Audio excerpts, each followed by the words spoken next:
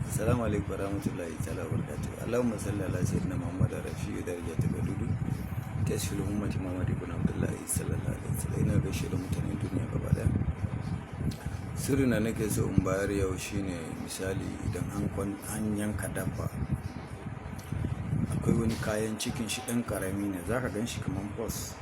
Idan an tsaga cikin zaka ga aljifu a ciki, zaka wangale kai ta wankewa, amma duk da ka sai ka ga ciyawa a ciki. Shi nake so in baka mai gidana wanda kake ci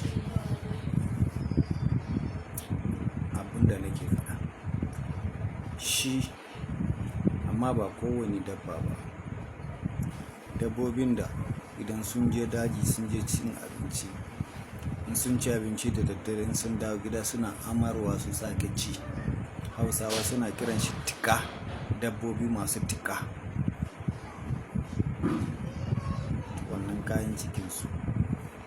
Ai akwai dabbobin da ba su tika. Duk dabbobin da farcensa ɗaya ne, farce ɗaya bai tika. Su jaki, su doki, ire-irensu masu kafoto ɗaya ba sa tika. Muhammad ne yake gaya maka, karantawa ne, ba wai tunani zan yi fada ba fa, no, na karanta. Dabbobi masu amai shine masu farce, in ba tsuntsu a ciki, banda tsuntsu mai firewa a sama. Amma sauran dabbobin da suke yawa kan doron duniya, duk wanda yake da farce haka tana amai. Wannan ma baka sani, ka je kai karatu ka gani. Idan ana so a saukar da mutumin da yake kan mulki, a ɗaura wani da wannan dabbobin, a cikin wannan dabbobin a ciki ne akwai wani dabba da jininsa ake yi.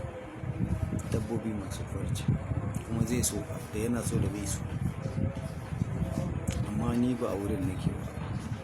Dabbobi masu tika, in aka yanka kayan cikinsa akwai wani karami a ciki, wanda an tsaga zaka ga ana ta wankewa, cikin ma kamar hankicin ne zaka gan shi, amma aljifu da yawa kana wankewa zaka kara ganin datti.